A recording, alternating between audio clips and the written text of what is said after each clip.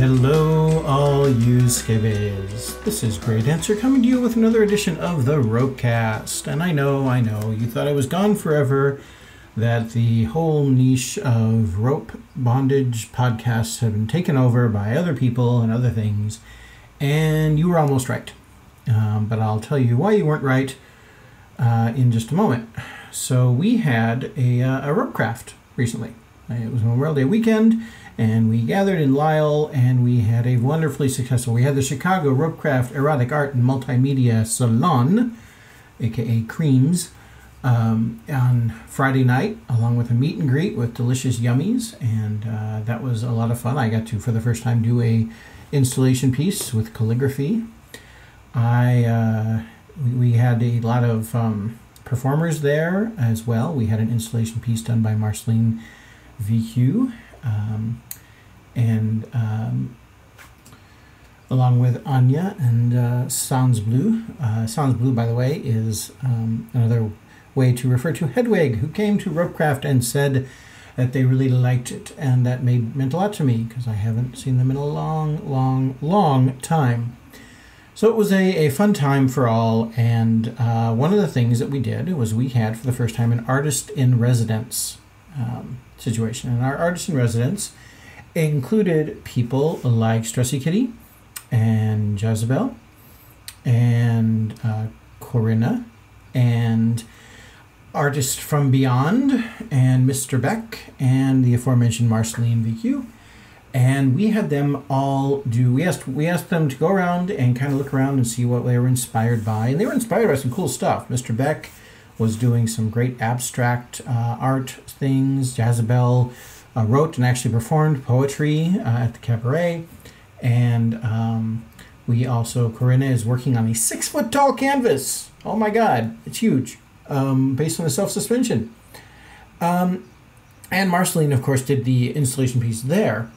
And I have to tell you, I have been a bit of a fanboy for Marceline for a long time. I was thrilled that she came to the Ropecraft event in the first place. I've really admired her art. I've admired her brain. I just, sort of been a Twitter stalker, follower, and really enjoyed that. And having her on as an artist in residence, and that meant that we asked them to do one thing, which was to come to speak on an artist in residence panel moderated by me. And that's what this podcast is about. I'm going to play for you the entire 1.5 hours of artistic brain dumps going on and talking about kink in art and art in art and politics in art and representation in art and all kinds of things. So lots and lots of good stuff. I have the permission of everyone who was in attendance to do this, to play it on the podcast. And yes, the audio will not be fantastic. I have done what I can to make it better, but you're going to get what you get. And I was going to tell you why I'm coming back to do the Ropecast at all.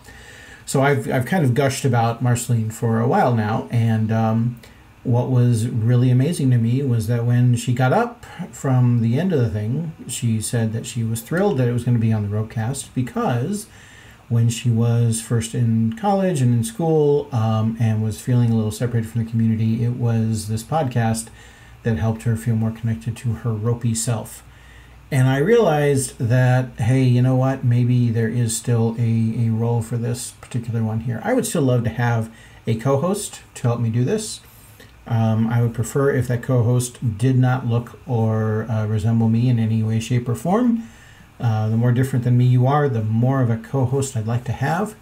So if you're interested, drop me a line, graydancer@gmail.com. In the meantime, I hope you enjoy this long-form podcast from a Ropecraft Chicago 2019, the Artist in Residence panel. Thank you. All right. Zoom. Welcome, everyone. My name is Graydancer. My pronouns are he, him, and I am the director of Ropecraft. We love about the Chicago Ropecrafts that we have started to do the Chicago Ropecraft Erotic Art and Multimedia Salon, because it's classy and it has an acronym of CREAMS. So classy. So, thanks. And this year, not only we do the art show, but we decided we would invite in artists in residence. And because I am lousy at making decisions, even though all of these people applied and we were originally going to have 2, we're like, fuck that, we want them all. Because they're very different perspectives. And we thought, why not? Let's see what happens. And the purpose of the artists in residence, they were told that they were invited to come and basically let the event inspire them in whatever way it was. If that meant they're producing art here, great. If that means that they're storing it up for later, great. And the 2 conditions we said was that we would appreciate it if you would share it with us at some point, and you have to come talk on a panel, and that's now. So after this, you may not see them again. But I appreciate that they're all here. I'm going to let them introduce themselves, and then we'll get started with the questions. So why don't we start with down at the end? Hello, my name is Jazzibel. I use she, her pronouns. I do visual art and poetry, but I'm mostly going to be talking about poetry because there's a lot of visual artists here who are really cool, and I like low-key stalk. But yeah, great to be here. All right, hi, I'm Charlie, or Stressykitty. She, her pronouns. Visual artist, mostly traditional mediums, pens, markers, some watercolor recently. Yeah. Hello, I'm Corinne. I paint mostly in oils, although sometimes I'm in watercolor or acrylics. And I am a spaz, so I paint all different styles that I can get my hands on, and I shift around a bunch to keep myself interested. So I have a couple different things going at any given time. My name's Dee. I use he, him pronouns, and my medium is charcoal, so I do a lot of drawing, and my focus is on submission. Is basically what I try to show with my art. My name's Mr. Beck, he, him pronouns, and I used to paint more traditional media. That's what was in my background, and then started doing digital once I realized I could hit undo. So That's real. Whole other world. Erasers for the digital world. yeah. Hi, my name is Marceline VQ. I use she, her pronouns. I made a rope installation for the art show this year. I also I rig and photograph and do various other things, but I'm here to talk about installation today. Excellent. Okay. And so the first question is, we haven't ever done the artist residence program before here, so I guess the question to you all, and anybody can field it, is it worth it? Are you guys enjoying or getting inspired, or at least enjoying yourselves? Yes, Yeah. definitely. Absolutely. I mean, like this is my first con, and I just had to pay to get here, and so I'm like really excited. That's definitely a big plus. Yeah. So this is like my 5th time being at a Ropecraft, and I don't know. I'm really excited for like the opportunity to I'm still like taking classes and still learning things, but I'm also just kind of using this as an excuse to just walk around and like instead of just tying or rigging or the whole time, just focusing on like watching other people and drawing and like seeing what I get out of it. I think that one of the biggest things that I find that's really cool about something like this is that we're putting a focus on art in the kink world. And I think that not a lot of people, I would say that the majority of people who are in the kink world don't realize that there is an artistic component and that we're here. So I think that putting a focus on that and a little bit of a spotlight on that is really cool. And I want to talk about that idea of being artists in the kink world, because you're also artists in a larger world. You are artists. Are any of you Canadian? Nope. Okay, so you are all artists in a culture that is very hostile to risk-aware sexuality. not hostile sexuality, but if you're actually aware of it and you're actually pleasure-based and things like that, it's a very hostile art. So what kinds of experiences have you had trying to make your art in this kind of a world? Has it been constraining? Has it been liberating? Is it a fight? What kind of things happen? Well, for me, before I got into kink, I was a poet. And so I found poetry a long, long time ago and didn't find kink until fairly recently. But to me, it seemed like my writing, I'm lucky to be part of a community, like a poetry community. I do a lot of spoken word, and I feel like the spoken word community, compared to some of the other writing communities, are a little bit more open-minded and more accepting of different sort of marginalized identities. So I've written a lot about being a survivor of sexual trauma and about being disabled and about being being biracial. And so, but I felt like, so I write about myself, I write about my experiences, and when I got into kink, it became sort of like, I could see how people viewed kink and how it was different from how I viewed kink and how like the kink community views kink. And I think that poetry and art in general, but for me, poetry is really good at sort of reframing things. So I've been really enjoying being able to take kink, right? This thing that everybody has, vanillas have a very preconceived notion of what that means, and sort of taking those concepts and maybe shining a different light on it. Like I have one poem called "The Disabled Sub Redefines Pain," and it's about what pain means to me as a disabled person who has chronic pain, right? I think everyone has, or not everyone, right, but a lot of people who are not kinky have an idea that pain is inherently bad. And they think that people who live with pain have inherently inferior bodies. And I think that that's bullshit. So I really, really love having the opportunity to be able to draw from all of my experiences and integrate them into a piece that sort of gives me a voice in the conversation about what it means to be disabled and sexual, and and sort of reframe what pain is to broader society.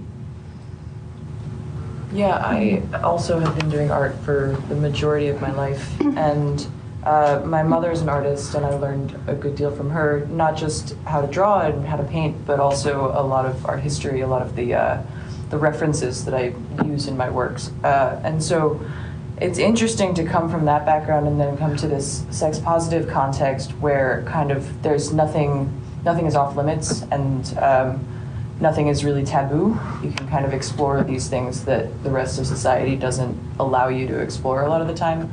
And I felt a good deal of shame in exploring those things, primarily because I'm so used to coming from a fine art background where there's a lot of judgment and there's a lot of exclusion of what's considered art and what's not.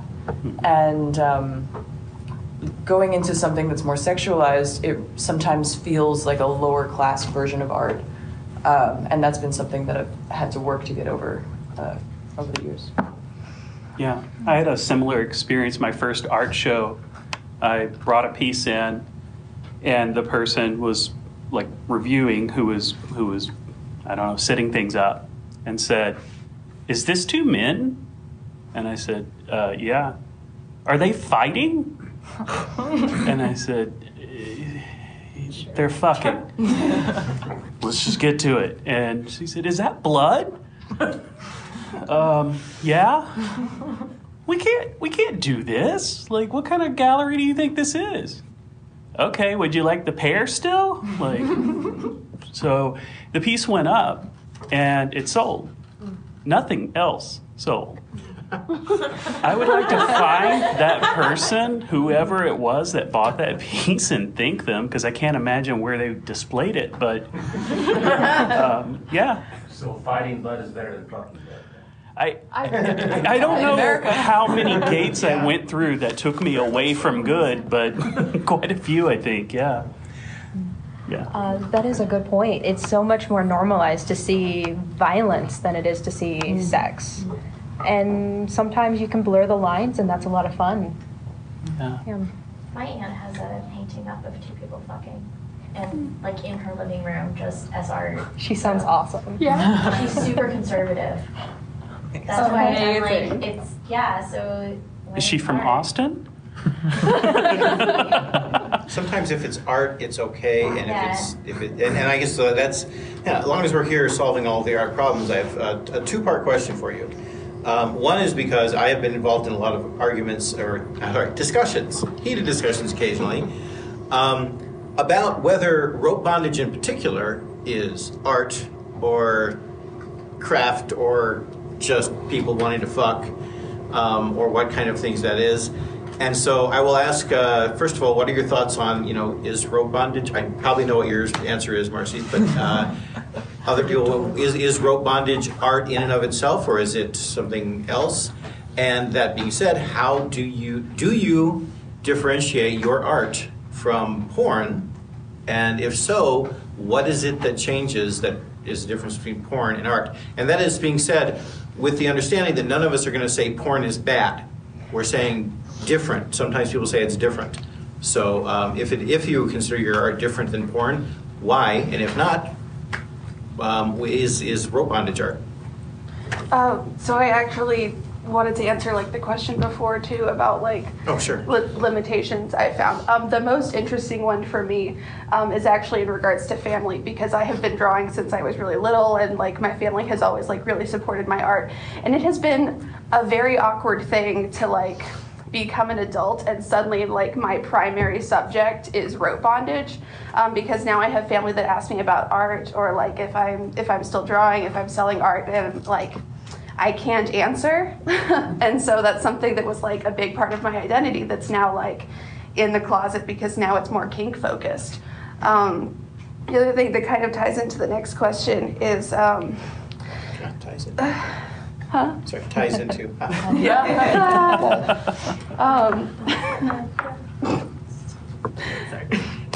It's okay. It's weird. Rope is art and not art, but something that I run into, if I'm going to vanilla shows and showing my work, I will still show up with bondage art. That's most of my stuff is nudity, naked girls in bondage. And so a lot of people will kind of throw my pictures into the category of erotic art, but a lot of the time when I look at my own pictures, they don't feel overly sexual to me or really erotic. They're just pretty. I've had a lot of people comment on how my art feels very floaty and feminine, as opposed to I don't know, really gritty BDSM art. And so I kind of feel, I don't know, almost stuck in between I don't know, these two worlds, I guess, and the different expectations that people have for bondage art. Yeah. I have a couple things to say about the is rope art question. Okay. Jazzibel. Oh, I'm so sorry. Did I interrupt you? So first of all, there was something you said, and I don't know if it's a definition thing or semantics or whatever, but you said, is it art or craft or something else? Mm-hmm. And I just want to say, I personally think of craft as art, and that it's been kind of an unfair distinction has been made between art that's beautiful but also useful versus art that's just there to be looked at or something like that. But I would say that it's hard to say is rope bondage art or not, because it can be used in so many different ways. And I think maybe the question you're asking is the kind of rope bondage that we do for scenes art. Because of course, if you're doing rope bondage for a photo shoot, the purpose is to create a photo, and in that sense, it's art, right? Or at the very least, it's about projecting an image, and maybe it's art or maybe it's for some other purpose. But when you're doing rope for a scene, it absolutely can be beautiful. But I think the distinction for me personally, when I'm scening, is if the focus is inward on the connection between two people, I consider that closer to sex than art. Whereas if the focus is outward, like if you're doing a performance, then that feels more like art to me. That's totally legit. Like, that's super on point. Word. I feel like I'm gonna do this annoying thing that poets do and be like, what is art? But I feel like I really like to think about definitions of things, because I think that, well, I mean, one, I'm a poet, but also I think that by sort of questioning definitions of things, I've been able to like understand more about myself and my place in the world. And when I think about art, I just think that there's an art to a lot of different things that maybe people don't consider art. And so like, I think, is rope bondage, like, I think that for me, it's a different question. Like, is rope bondage considered art, or is it art? Because like, if you ask me, I think like almost everything is art. Like, I think there's an art to handwriting. Like, I think there's an art to making a table. I think there's an art to like, you know, having a connection with a person. Like, all those to me, I would define as art. Is it considered art though? It, I think, really depends on the person. Like, and like, it's an artist in residence panel. I know a lot of people here do visual art, and for me, I do words, right? And so some people are like, oh, well, like, are you an artist? And I mean, I do visual art, but like, I think that poetry is art, right? And so, you know, I don't think that it's even fair to like say that like art is purely aesthetic, because like poetry is not aesthetic. Like, it can be on the page sometimes, right? But like, you know, or like you can do a poetic performance, but like when I write a poem, it's not about like I'm not looking for a visual, right? I'm looking to like, I'm looking to like reconstruct things. Like, I keep coming back to that, right? But I think that like, for me, art is less about like what it is and more about intention. I feel like when you put intention behind something, then it becomes more artistic. So like when I put, like if I'm just writing like a journal, like to me it doesn't feel as much like art than when I put intention into crafting a poetic piece, even though they're both words on a page. When I like, you know, when I do a doodle and then I like do a piece, the difference for me is not, like they could be of the same thing, but the difference for me is the intention I put behind it. Yeah, go ahead. I'd like to go back to that particularly. Is that is a desk from IKEA, is that art? And the answer is maybe. Yeah. If the person who designed it created it to be art. Mm-hmm. Yeah. And that kind of the distinction between fine art and crafts is kind of an artificial one. Like Marcy was saying, that it's been a lot more useful for me lately to think of fine art as it is, to be more conceptual art, conceptual versus physical for me. And that seems to get it across easier, at least. Art that is meant to be used versus looked at, something that's trying to create a new thing out of nothing. Right.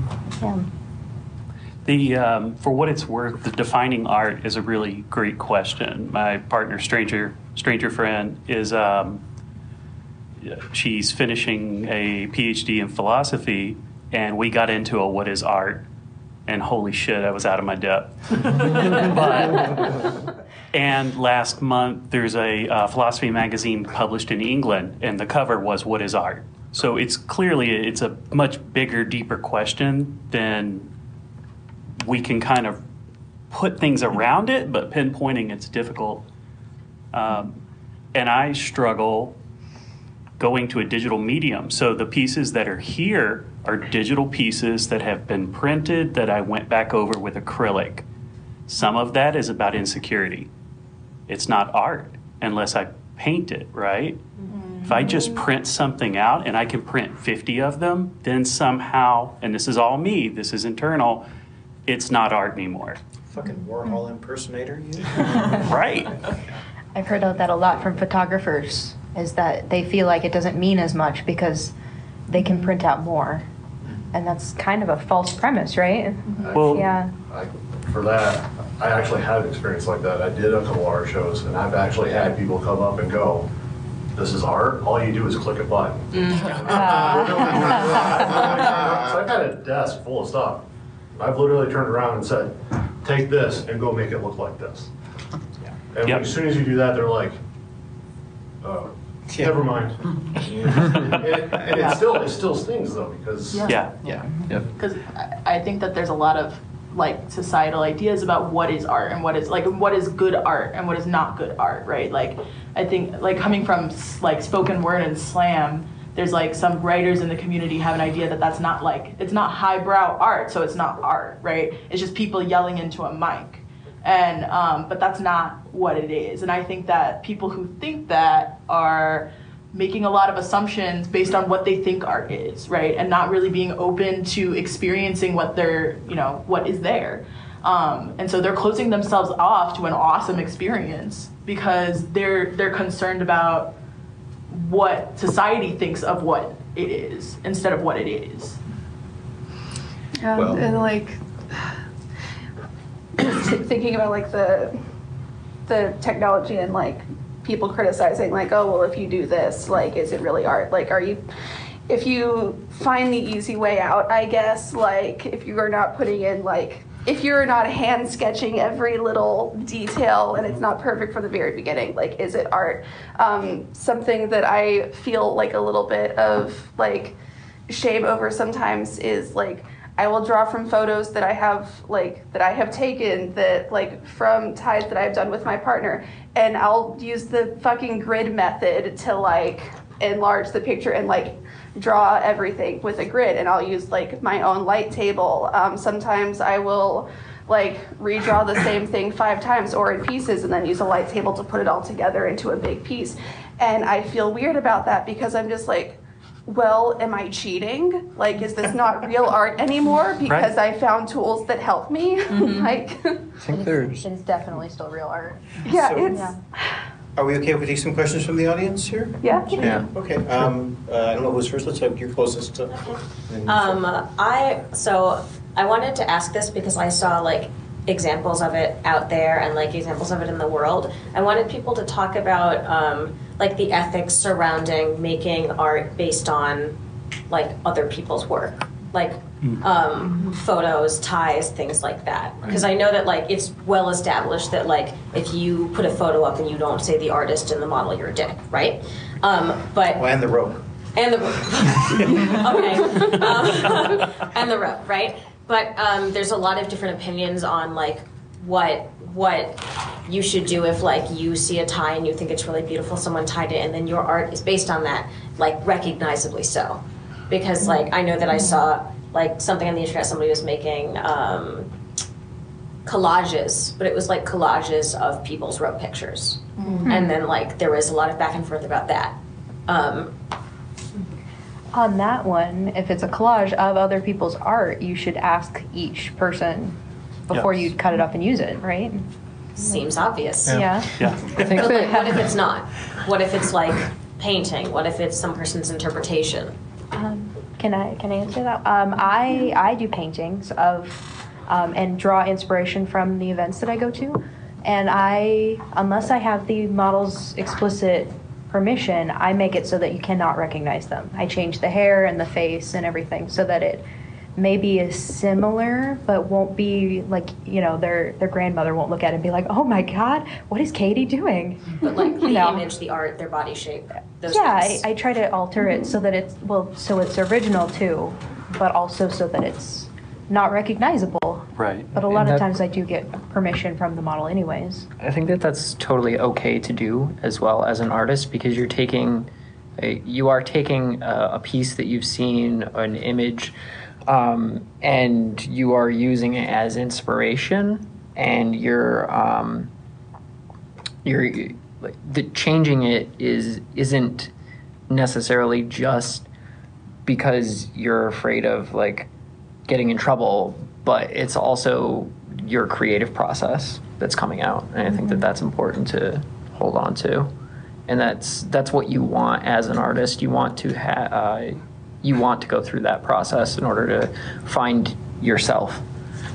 I also think it depends on like for the rope specifically, like, and not like, because for like a model, I feel like in order to if you have like a model that's recognizable in a painting and didn't get their consent, then that's very uncomfortable.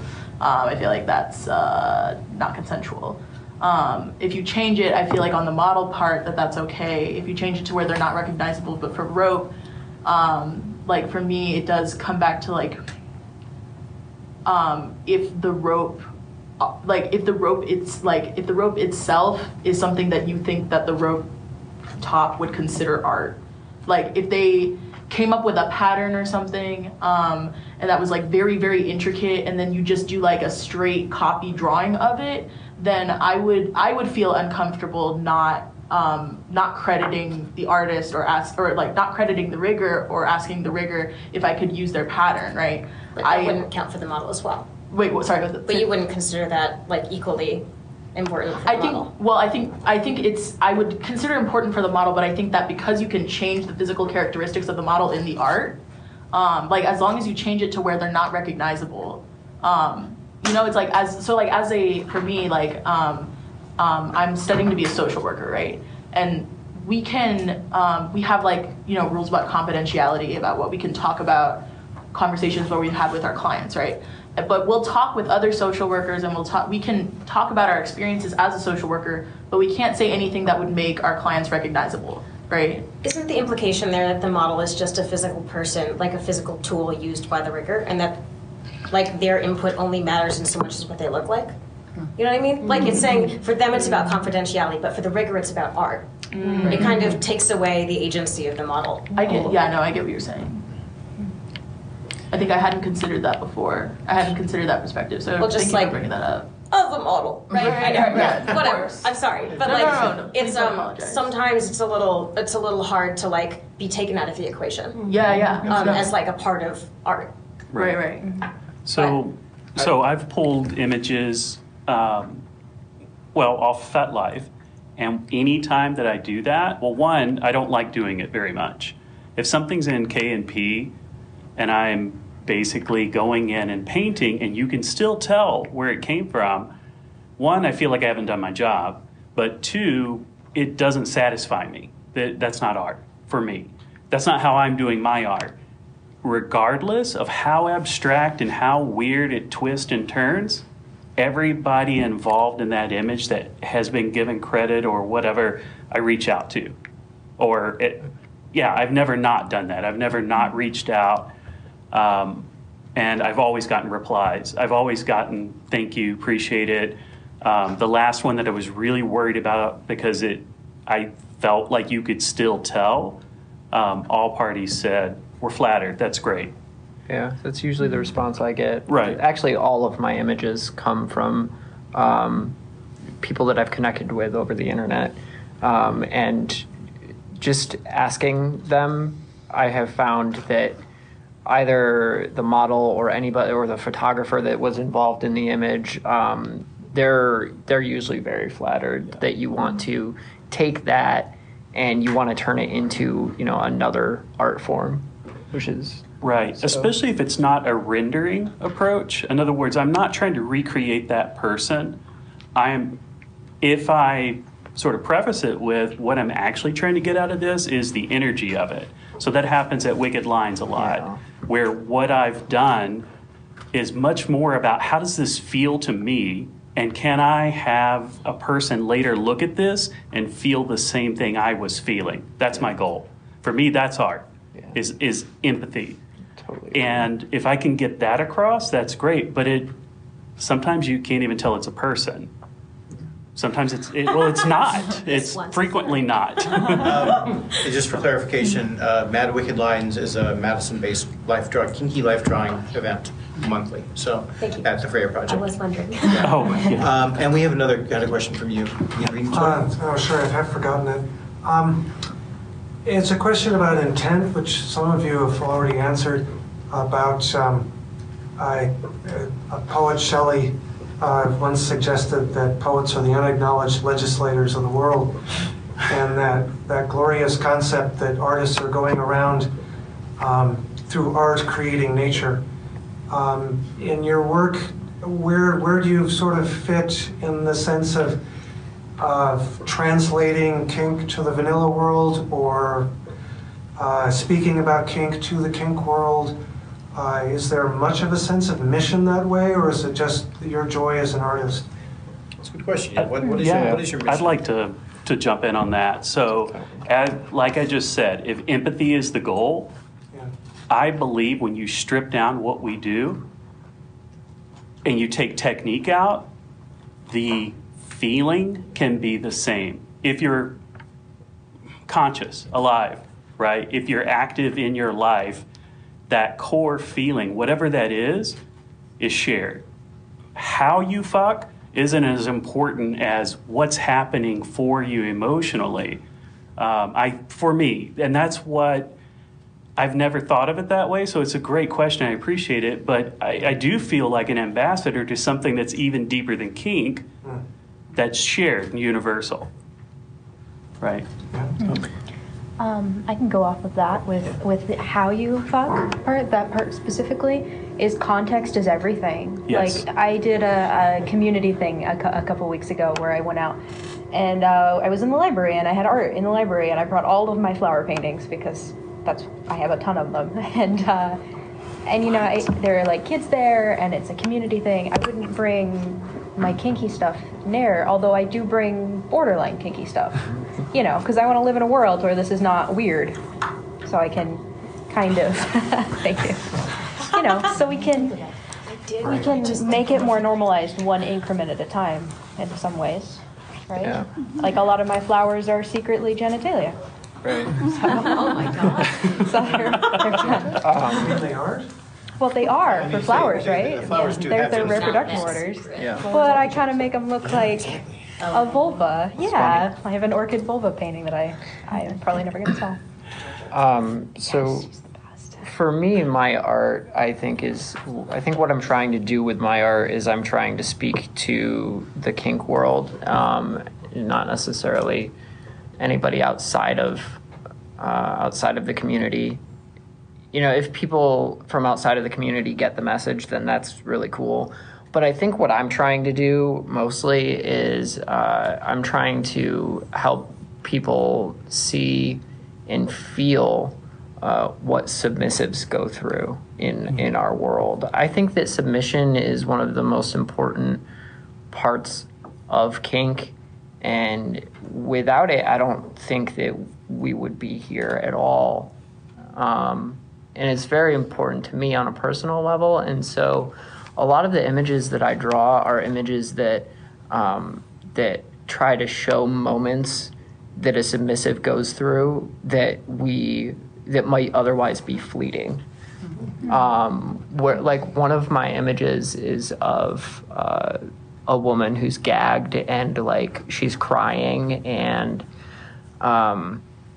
you can't really tell what's being done to her because it's just of like the side of her face, but you can tell that it's a very intense, very painful moment for her, and having that in a piece of art that you can continually go back and look at is a way that you can like remind yourself what that person is going through in that moment, what they're giving up, and what, you know, what they're feeling emotionally. And yeah, I think that that's just an important part of art, of kink that might be taken for granted by a lot of people. So that's kind of what my mission is overall. Is this the big gag person painting? No, this is this guy. But yeah, and then like I have another one that's out there of a woman with her dominant's hand is on her throat and she's crying and like all sorts of stuff. So like that's those sorts of images are the ones that I really try to capture the most, and that's what I'm trying to do with my art, I think. I have a very different answer from all of you guys. Yes. Because my installation work, I don't feel is very kinky inherently. I think it is, I mean, certainly the techniques of how I tie these things is very similar to how I tie shibari stuff, and I learned it within the same context, but I think what I'm trying to convey is not necessarily about BDSM with these, although they may have elements of kink, because I think it's just a real emotion that is worth showing. But what I am really trying to do with my installation stuff is to show the kink world mostly about the other side of my life, which is science and math, where a lot of the installation work I do is very geometric and very much about how things move in space and how things, how the setting that you're in can be just as much alive as the people who inhabit the space, right? And in a way, it's sort of similar to projecting a kink mindset to the vanilla world, because I feel like physics specifically and math are both very esoteric to most people and not very well understood and maybe sort of scary to a lot of people. And it's a huge passion of mine, and I can see the beauty in it in the same way that we can see the beauty in kink and pain and submission. So I think showing the kink world, this is sort of a similar experience to showing, the kinky stuff to the greater world, I would say. Any others? I think for me,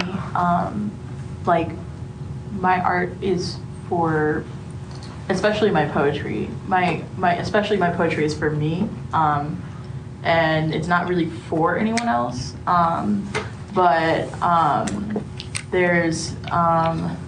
There's like this famous quote from Marianne Williamson. It's like really long, but like part of it's like, when we it's like when we give ourselves permission to shine, then we like allow, or like when we allow ourselves to shine, we give other people permission to do the same.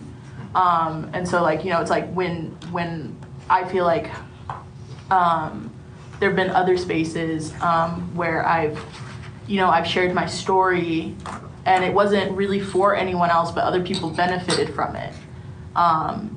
And for me personally, one of the most authentic ways to, sort of create change, especially as someone who lives on a lot of different marginalized identities, and a lot of like on the intersection of all those identities, as like a survivor, as a queer person, as a fat person, as a disabled person, as a biracial person, right? Like, the only one who really gets to tell my story is me. But when I go out into the world, everybody else is trying to tell my story for me. And so I get to go back through my own experiences, process how I feel about them, sort of like understand how it connects to how others see me. And I get to tell myself a story that's different from the story that people are telling me about myself. Like all my life, like growing up, people told me that my disability didn't make me worthy, and that like, just all these things didn't make me worthy or made me this or made me that. And they really don't get to say that. I'm the only person who gets to understand what it means to be a person with all of these identities. I'm the only person who gets to understand what it means to be me. And I choose to share that, like I choose to write it through it for myself, but then I choose to perform it so that hopefully it can help other people. I can share it with other people. And then other people, I feel a lot of vulnerability, but also control, and being able to be in a space where I allow others to witness my experience, and I get to control how the experience is conveyed. But I'm also, making myself very vulnerable, because these are things that are very important to me. So I feel like I really don't do it for other people. I really only do it for myself. It's not that I don't, I hope that nobody gets something from it, but for my art personally, at the end of the day, it is for me, and it's for myself to feel like a stronger sense of self. It's for me to understand how I feel about things. I feel like that level of self-awareness helps me become like a better person, and like a better, and part of me getting into rope was because I wanted to be more self-aware, because I had been so disconnected from my body for so long. And so I feel like poetry and rope do similar things for me in different ways, where it just connects me back to myself. Charlie? It sounds like you're using art as a vehicle to define your own narrative, right? Yeah. Am I getting that? Yes. Yeah. Okay. and that through your art you're able to change how others will see you and how you see yourself? Yes. Oh, cool. Yeah. Okay. I think when I started drawing kinky stuff, it was mostly just for me, and I think mostly my art is still just for me. But I do kind of identify a bit with that whole like, you know, this is for me, but if I put it out there in the world, like maybe someone else will identify it. This will like connect for someone else, and like. Sometimes I'll find people that like just really love the weird gory stuff that I draw, and like just I don't know, it just clicks with them, like they just connect with it. My favorite is there is someone in New Zealand who has 2 of my gory drawings tattooed on her legs because she just loved it so much that like, and I'm just, yeah, it's incredible. And so I'm just like, I want to meet you one day because I think we're kindred spirits. But then like there's also like other sides of my art where, like I said before, I really don't feel like a lot of like my rope art is sexual, even if like it seems like if some people feel like it is, then that's cool, that's their own thing. But like I kind of come in rope as a queer demisexual person, and so like rope isn't inherently sexual for me, but it is a way for me to connect physically with people that I care about. And so like I feel like I express that a lot in my art, and so I guess I just kind of hope that like, hey, maybe someone else gets that too. Maybe someone else, like, I don't know, other queer demisexual women who are kinky, like, I don't know, they appreciate it. But like at the end of it, like it's just for me, and if I make money off of it, cool. Yeah. We've thank you for the questions. Great, both of the questions were really great. We've been talking a lot about very philosophical and conceptual things. I'd like to bring it around back to the concrete experience here at Ropecraft. And I'd like to ask about, what experiences have you had so far? It's, admittedly, it's only like not even halfway through the con. But I'd like to hear, if there's been anything particular, and feel free to say, nope, just still waiting. It's fine. And to start with you, Marcia, you had the experience of doing the installation last night. So yeah. How was that? So that was really nerve-wracking for me. I was definitely the most nervous to make this one of all of the installations I've done.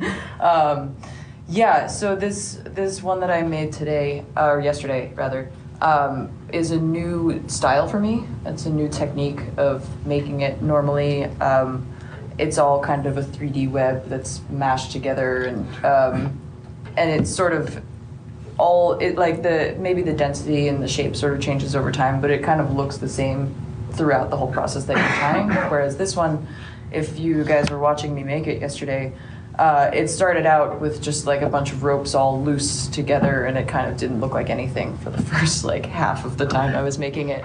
And I didn't even know if it was going to work while I was making it, so I was very nervous. I also have not tied an installation like that with as much of a crowd as there was last night, and so that was definitely a new experience for me in a lot of ways.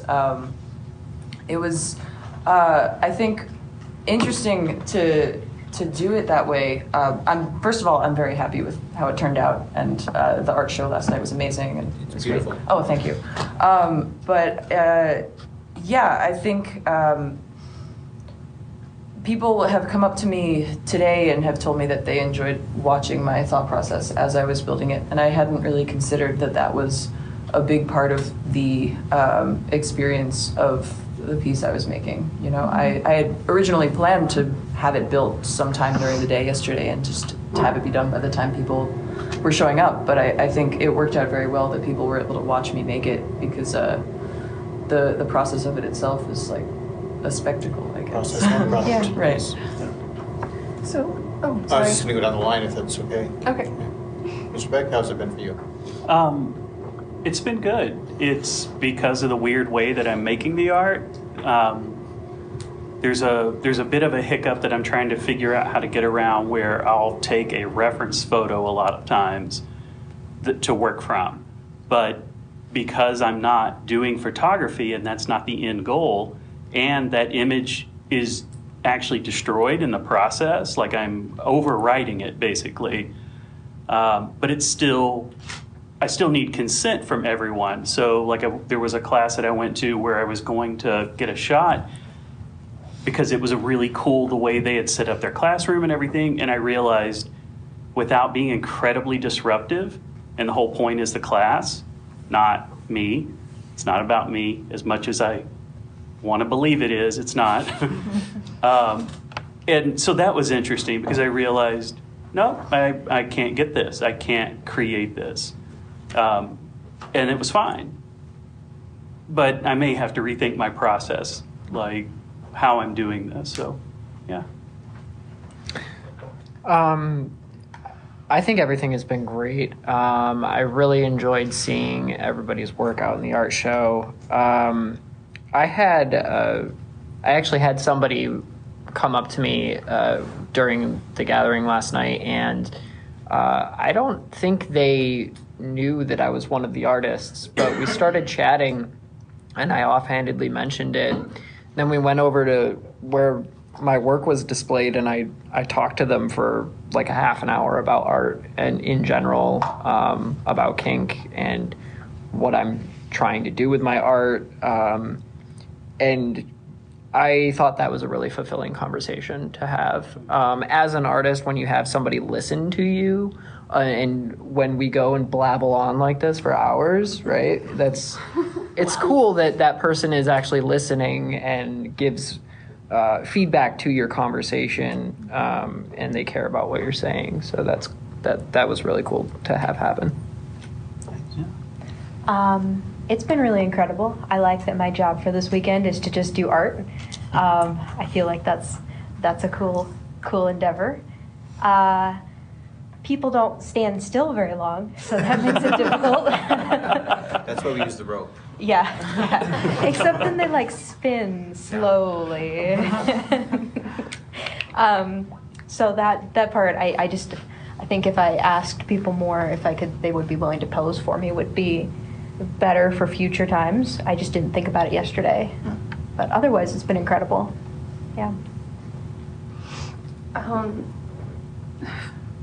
So most of what I'm working on all this weekend is figure drawing, and I guess specifically like gesture poses or gesture drawing, which is a term I learned earlier today. Thank you, Gray. Because yeah, people don't stay still for very long even if they're being tied and they're just like slowly spinning in the air, or suddenly like they're in one spot for 20 seconds and then there's a transition and they're somewhere completely different. So I'm just like, fuck. But I think one of the most fascinating things that I have found was the first class that I was in was Kittens with String taught by Ojipan and Good Most Times. And it was a rope drill, like tension drill kind of class. And so all of the models, all the people being tied are actually just standing or sitting still and not moving and just like letting rope happen to them. And so what I ended up doing was watching the riggers and like watching all of their arm movements. And I have like a whole page of notes that just it's these stick figure sketches of just like arms being in weird shapes. And so, and I think that was such a cool thing, because when I think about drawing rope bondage, it's always the person in the rope that is like the most interesting thing. That's the subject. And even as a rigger, I'm like, I don't want people to pay attention to me. Don't look at me. Like, look at the pretty girl in rope. I'm not here. And so like just this whole hour-long class where I'm just watching the person tying, that was really cool.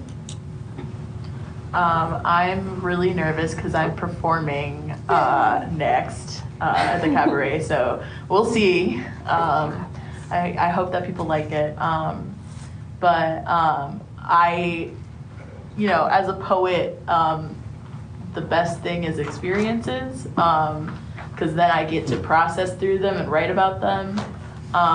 And so experiences are invaluable to me. So I was like, I get to come and just have a bunch of experiences and then write about it. Sounds like the best time of my life. It's like all the things I love the most. I'm like, there's art, there's rope, and there's poetry. Like, what more could I want?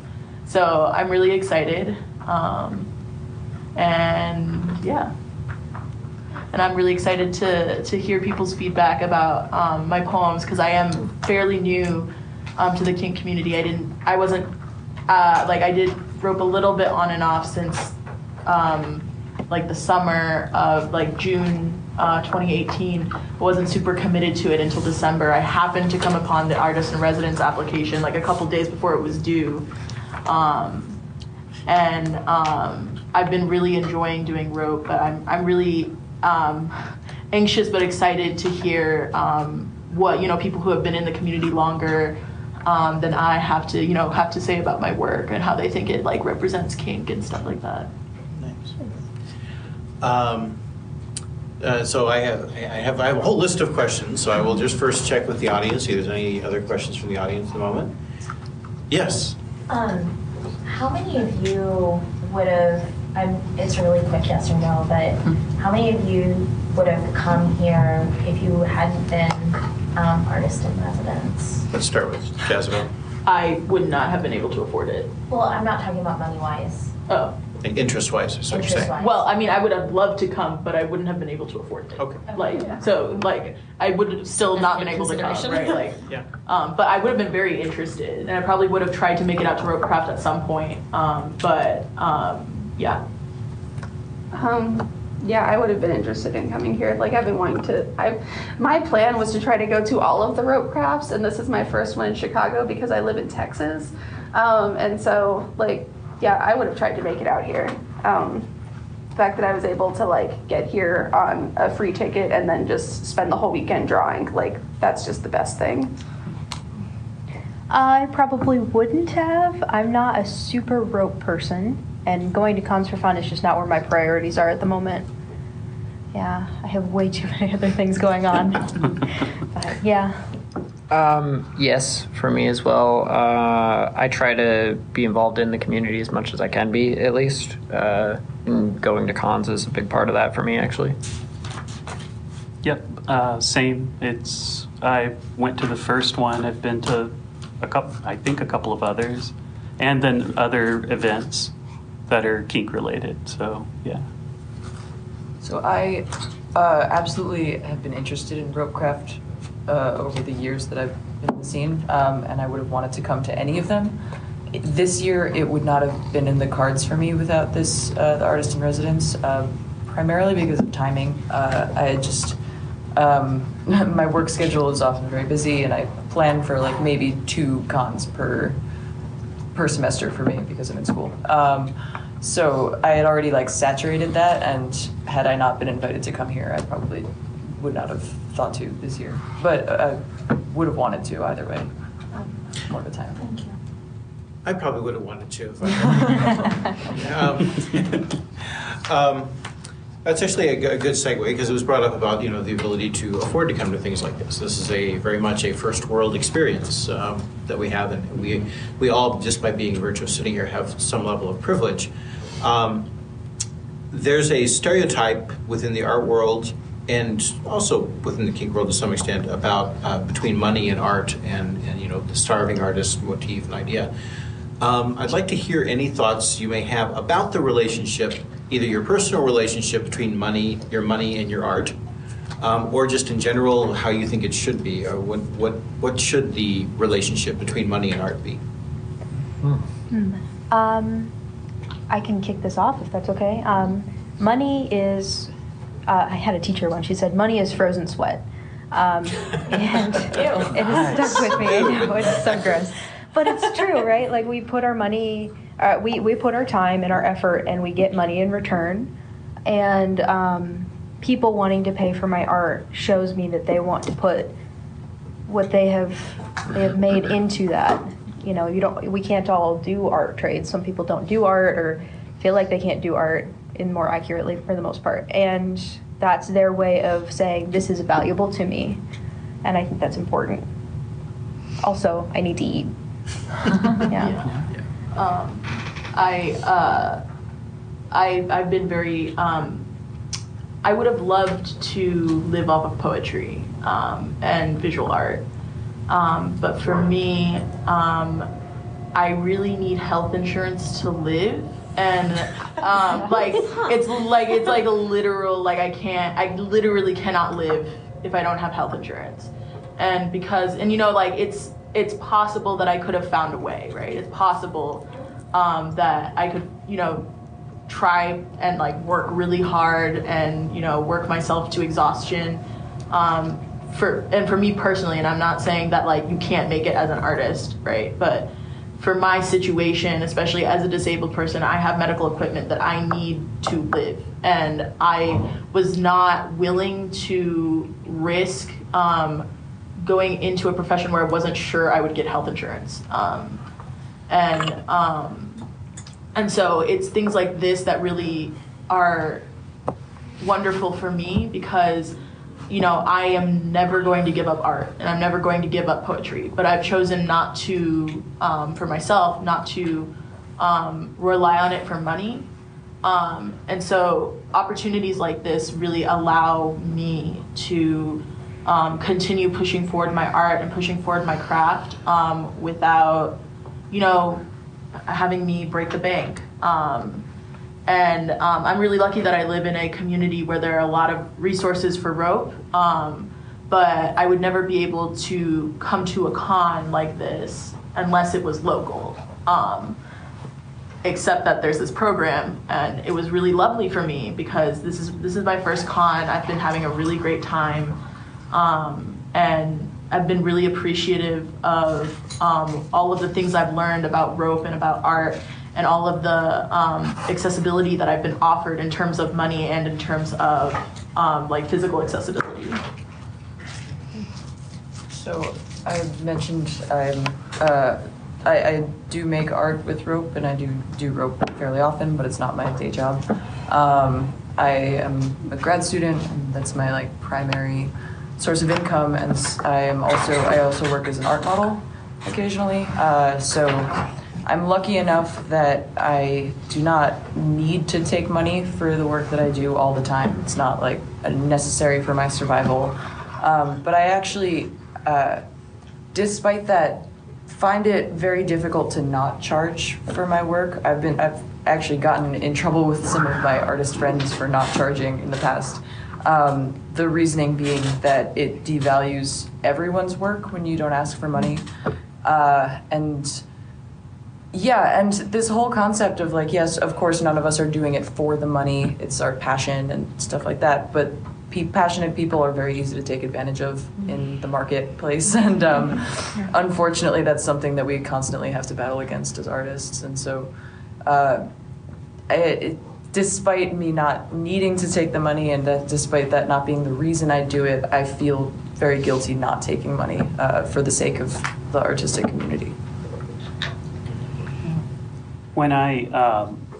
When Gray first mentioned this, I noticed that what I was doing artistically changed.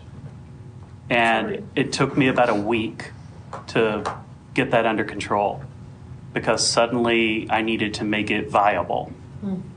Suddenly I needed to make it aesthetically pleasing. I needed it to be understandable at a glance. That was my message, and again, all internal. And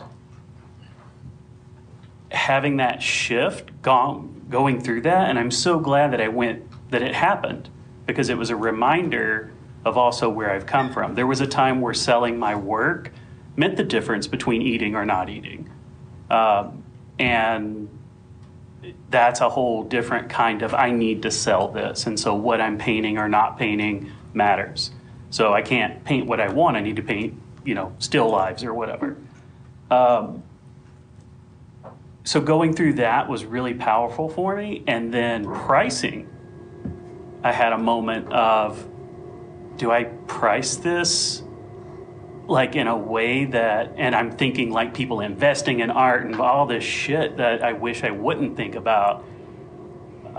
What's the barrier to entry for a new artist working in a new medium, completely outside the art world?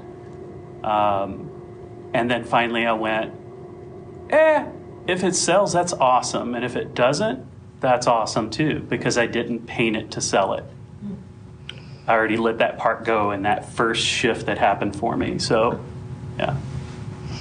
That's something that I've had to struggle with a bit. Like when I got to the point where I was selling art, I did notice this dramatic shift where I suddenly, like, I wasn't drawing the same way I normally would. Like, I wouldn't just have, like, this sketchbook full of, like, random half-done things. If I didn't feel like it could be a finished piece and that, like, someone else would like it, I didn't want to do it. Yep.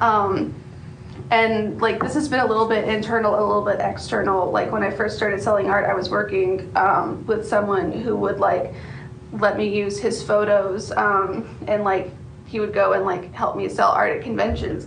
And so, like, sometimes I'd show him a new piece and he would say, like, oh, I don't like that, I don't think it'll sell, or I don't want to bring it with me to, like, to have it in my booth.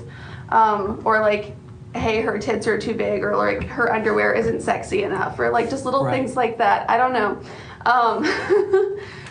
And so I became, like, really critical of my work all of a sudden, and just like, well, other people like this, and I'm having to work really hard to take a big step back from that and, like, get back to just, I don't know, doing random half-finished sketches, or just doing things for the fun of it and not to put it on Instagram or Etsy or anywhere. It's hard. And I don't make a living off of my art. Like, I have a day job I have that, like, pays my bills, pays my rent.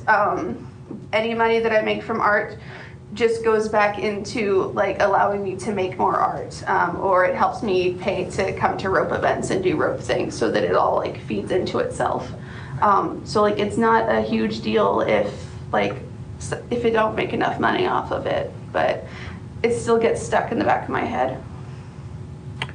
I think that on this topic, it's important to note that there are people out there who are constantly working against small artists, and it's kind of like the 1% of the art world, right? Those people exist. Those people who run galleries are in it for the money. That's all they're doing. And I think it's sad that you have to know somebody in order to make it. You have to have a relationship with some curator or some shit like that, and that's really not cool.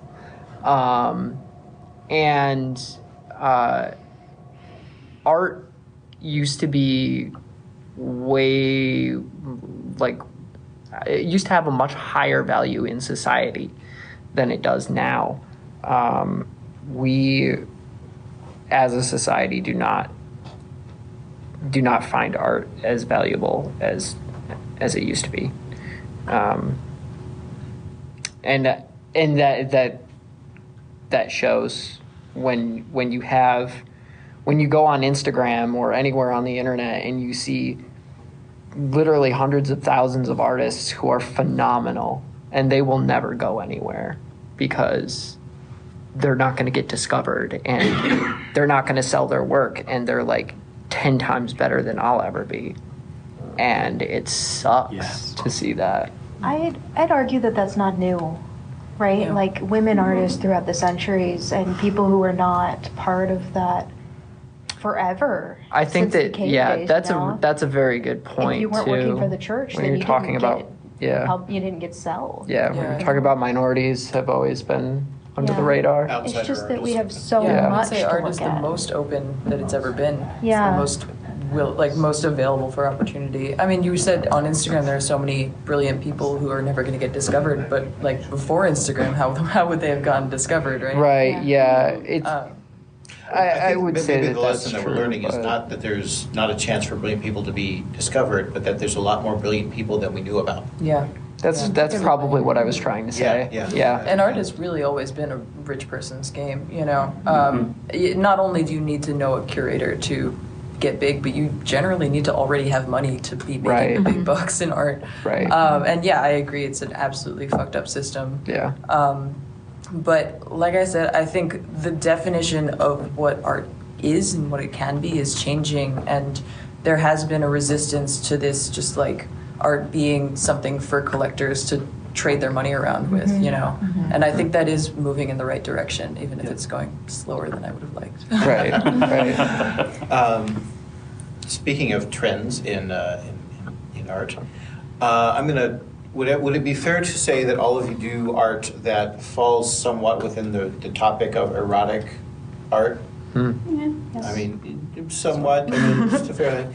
So one of the common criticisms of erotic art, especially in our culture, but really probably in just about any culture, is the concept of the male gaze.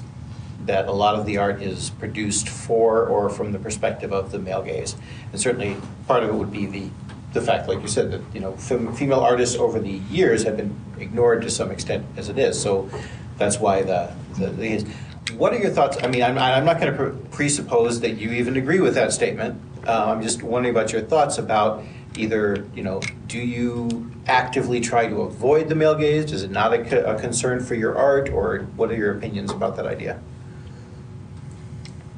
I'm sorry. I was just going to say, I personally leap on any idea that involves something that kind of flips the narrative. I do art that is like art that has female submissives. But if I have an idea and I'm like, I want to do this guy doing this thing or in this pose, and I try to jump on it because there's a serious lack of men in art.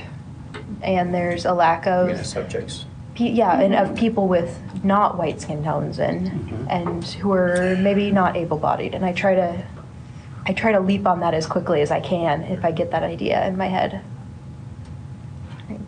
Sorry, go ahead. No, I was gonna say something very similar, but I would say we like to think of ourselves in the kink community as being very subversive and alternative and not projecting the same kinds of problematic things that the rest of the world believes. But I mean, there are a lot of female riggers out there, but most of the models you see are still petite white women, and I think there is a huge component of the male gaze that is central to a lot of the rope images that we see in our community.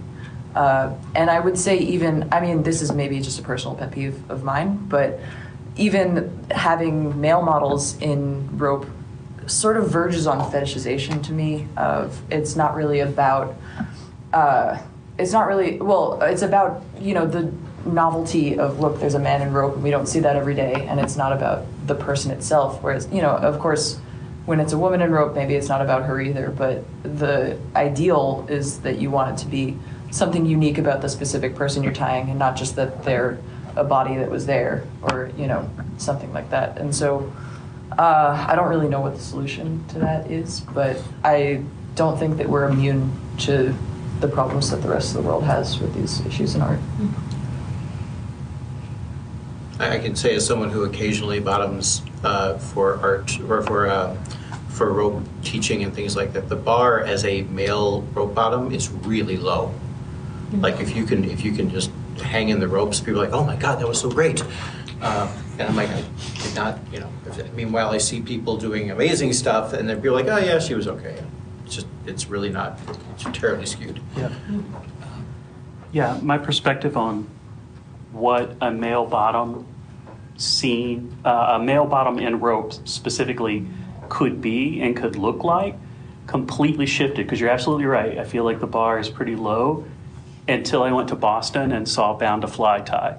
Yeah. Holy shit. Like everything changed for me then, because I felt it the way it's rare for me to feel a scene, period, but I had never felt that level of intensity and connection. And honestly, the gender was secondary, but it was surprising because it was so rare to see. For everyone's information, Bound to Fly is an Asian American male rigger, gay male rigger out in that area, and he is absolutely incredible, both as an individual and as a rigger. The stuff that he posts on FET is beautiful, and it's beautiful to watch, and it looks effortless. Anyway, that was my, and I don't actually know a lot of what the work that I do in answer to the male gaze. I do find myself sort of pull back from something if I'm like, this looks like cheesecake to me. Like, and is that really what I want? I'm kind of asking myself these days, why does my porn look so different than my art? I already asked that question. You all kind of dodged it, so feel free to get back to it. Any other comments on the male gaze kind of thing? I think it's like, for me, I think that there's a lot of the male gaze has a lot to do with less about the art itself and how much of the art is represented by people who are making the art and are involved in the art. For me, that's why it's important for like actors in movies who play disabled people to actually be disabled. You know, like it's like sort of different, but you know, you see a lot of people who are able-bodied playing disabled roles, and it never feels authentic, and the people writing the stories are not disabled, and people producing it are not disabled, and there's all these movies about disabled people, you know, like with their stories, but none of it ever feels, I never see myself in any of it, because, you know, because it's not made by people like me, right? It's not made by people who can relate to my experience in any way. And so it's like, no matter how hard someone tries to do that, it's always going to miss the mark a little bit, right?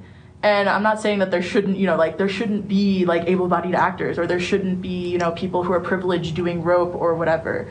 But I do think that, you know, I come into a con, like, you know, it's pretty easy to tell that I'm one of the only visibly disabled people, right? And, you know, and that's not anybody's fault necessarily, but it's, you know, it's like, when am I going to see myself? And so for me, the answer to that has been, I'm making my own content.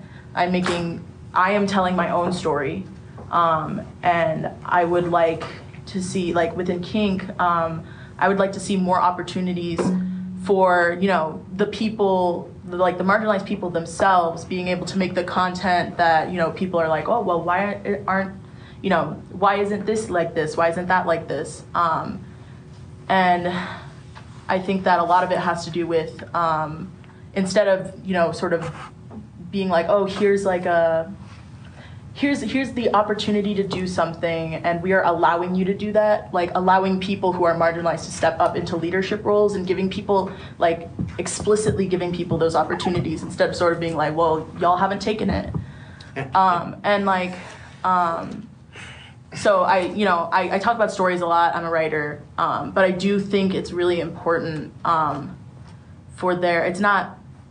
I think the male gaze is less about like a specific piece or a specific work, but just the fact that a lot of work that's produced in mainstream media is by men or by white people or by able-bodied people. And so in that way, it's never going to be authentic to like the experiences of people who aren't that.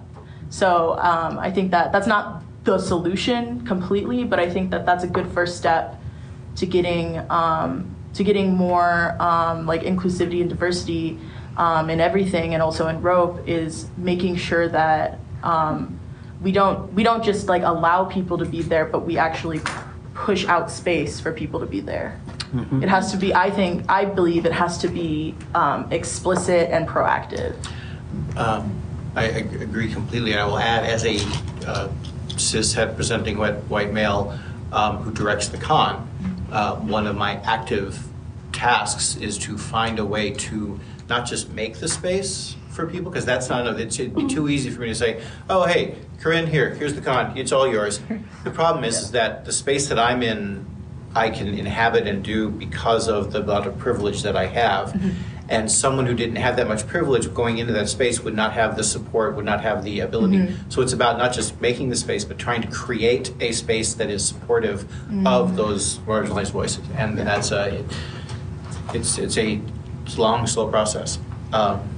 Charlie, did you have something else to say about the male gaze question? Yeah, I was just going to bounce off of what Jazzibel said. I feel like it's just, for me personally, it's not so much like the subject of the art, but like it's, who is creating the art? What is the intent behind it? Who is the intended audience is like the big thing for me. And that's, a lot of the subjects in my art are like skinny, white presenting, female presenting people. Like it's, and so, it's the normal subject of like art that straight cis men might also like. But I feel like, I don't know, because I don't come from that perspective when I am creating my art, and because like I am not creating art for it to be like super sexual for people, like I don't know. On a personal note, I mean, I saw your art long before I knew you or knew about you, and it's kind of funny in that I later on started to sort of feel guilty for how much I like it, because it is not produced for necessarily me, but I love it, and so it's kind of like, I don't know if I'm allowed to like this as much as I do. You're allowed to like it. Okay, good. Yeah, it's not that it's like, you know, Yeah. not for anyone, but I don't know, it. Yeah, something I just real quick that I realized in that is I think one of my subversive goals, and it's going to be hard to be successful at this, is to weaponize my privilege through my art. Like, how weird is it if you flip the male gaze such that it's still triggering that male gaze desire, if that's the right way to say it, and it's saying something completely different than the standard narrative. However, I'm completely unable, because it's all around me. I'm a fish in water, right? I don't recognize water. But I love being challenged and pushed such that I have to, so that it can grow. So it's a great question. So a couple of easy ones to finish us out here, and then we can just go on to the line. The first one is, tell us about one thing that is on your artist's bucket list. What is one thing that, let's assume that energy and money and time are no object. What would you like to be doing? What would you like to do or make or something like that? Just one thing. I already have my answer. Okay. This is like my dream installation that I would love to do. I would love to make like a big playground out of rope, like basically just one big room, cover it from floor to ceiling with rope, and have people play around in it.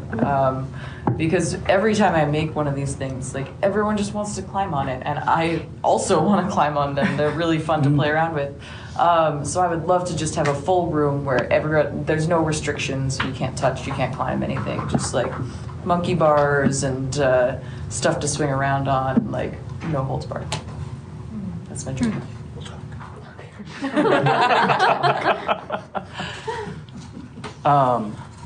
Oh man, I want to say like make some sort of human puppet out of Donald Trump, but Oh, you said the word. I'll edit that out. thank you. I don't know. I don't know. To continue to have gratitude that I can even do this. I think really that's my goal. I don't think I have a very specific answer. In general, I do have sort of that mission that I mentioned earlier with my art. So I think that if there are people out there who are still getting something from it, then that's me accomplishing my goal, I think. I'm a little simpler. I just want to paint really big stuff. Like Giorgio Keith has this painting in the Institute of Art in Chicago that's like 15 feet by 26 feet called Cloudgate. Oh yeah. I want to paint a 15 feet by 26 feet painting. That would be amazing. Do it. That would be amazing. That would be cool. Because I do visual art and poetry, I really, really want to make like a multimedia like chapbook, which like a chapbook is basically like a short thing of poems, and then just like illustrate my own poetry about, and I want it to be about rope. Like I want it to be about kink. I just want to, so far I have like 2 good poems TM about kink. So I don't have a lot because I just recently got into it, and I had been taking a little bit of a break from poetry while I was preparing for a competition in poetry, so I was working on like memorizing and performing my pieces and less on writing. But I really want to make just like a book about like a chapbook about kink that's illustrated and written by me. And yeah, I would read it. Thank you. So my big goal right now might happen, might not happen, is I want to illustrate an how-to shibari book. So like all these different ties, and instead of like photos of step-by-steps, I want to like actually hand illustrate like everything, and then like have like all of these drawings of like, I don't know, just these art pieces on random pages, and it's not something I want to do by myself. I want to be able to like collaborate with like everyone I can think of in the rope world, and just like, hey, you have this really cool tie. Like, do you want to like work with me on this and like be part of this book? And just I don't know. That's my brainchild right now. Cool.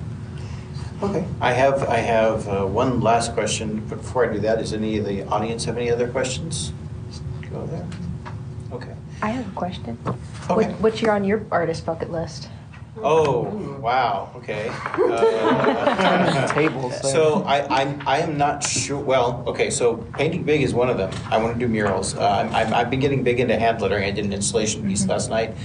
It was the first time I've done an installation piece like that with hand lettering. It was very much similar to my performing arts days. I also have a history of busking, street performance, and I really enjoyed that last night I was able to sort of combine those things. And I'm not sure where it's going to go, but it's going to go somewhere because I had the blast last night. It's so much fun. And I have a political bent too. My piece was called "What's Your Dirty Word," and it was very much a commentary on the shadow banning that's going on, the Sesta Fosta ruling, the fact that, free the nipple kind of situation, the ridiculousness and repressiveness, to where, hey, you know what, if they're going to take away all of the places we can express this stuff, let's just write them down, the words that turn you on, so you can hang on to them and have them safe. So I like that kind of stuff. So it's going to go somewhere with that. Maybe a great big huge dirty word on a wall somewhere.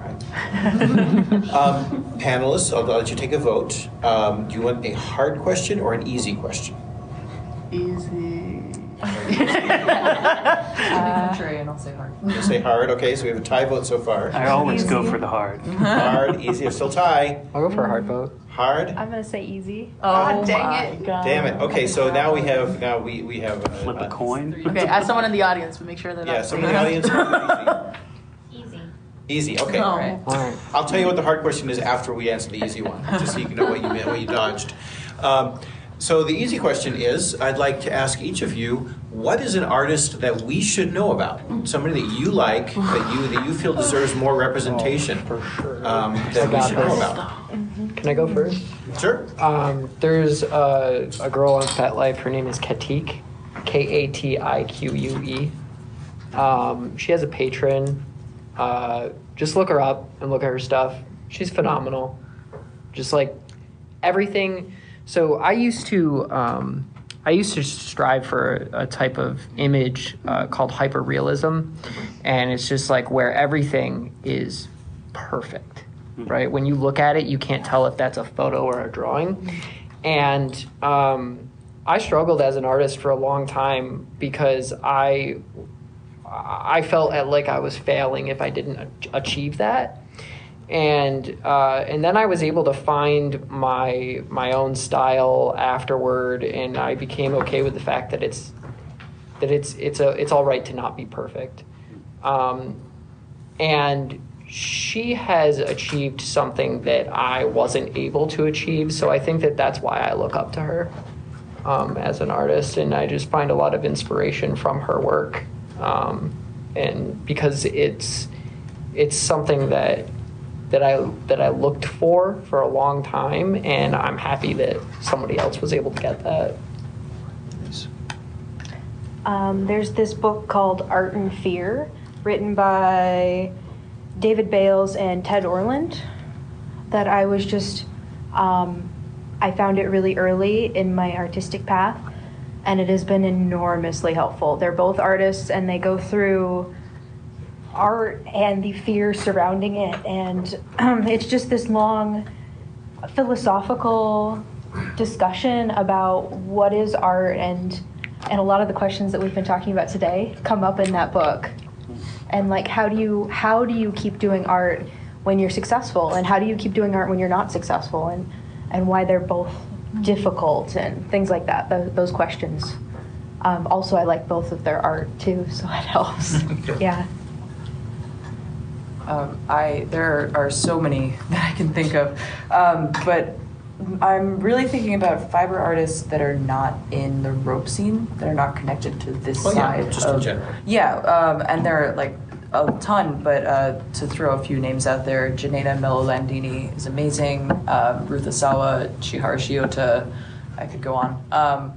But I'll write these down later. Oh, yeah, sure. Actually, there's on my Twitter, I put up a thread of a lot of my favorite non-kinky fiber artists, so maybe I can give you the link for that later.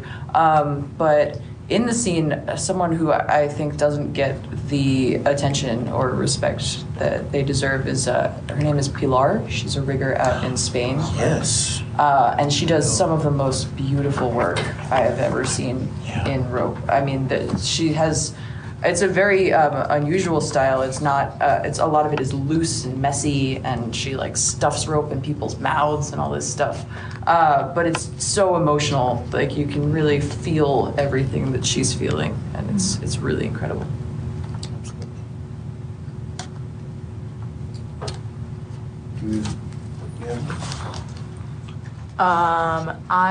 So since I came here for poetry, I'm gonna suggest two poets. I feel like for me, like I spent a long time trying to like heal from a lot of trauma before I got into kink, and so kink for me is more about growth than it is about healing, which are sort of two sides of the same coin. But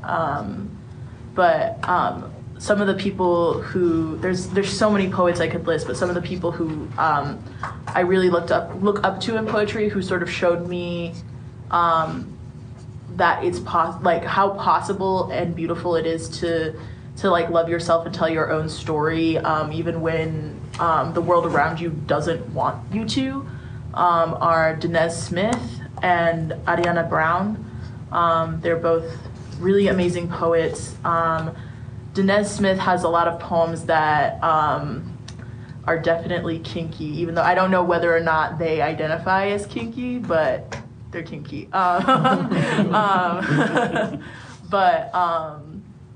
Yeah, I just think that they're both really amazing poets, and you could read their work if you prefer page poetry, but they also have videos on YouTube of them like performing that have thousands upon thousands of views.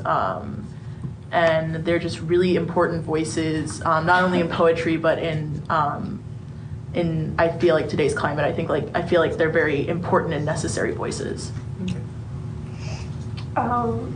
So I've got two. One of them is, I had to look them up on Instagram to remember their name. One of them is Rachel Haywood, or Maruku Reicheru. She does a lot of like traditional mediums, markers, and painting, and she does a lot of shibari work. But what I really love is that, like, I don't know if I can like adequately describe this, but the bodies look kind of weird. Like they're over detailed, all these little like bumps and lines, and it's just so beautiful to me.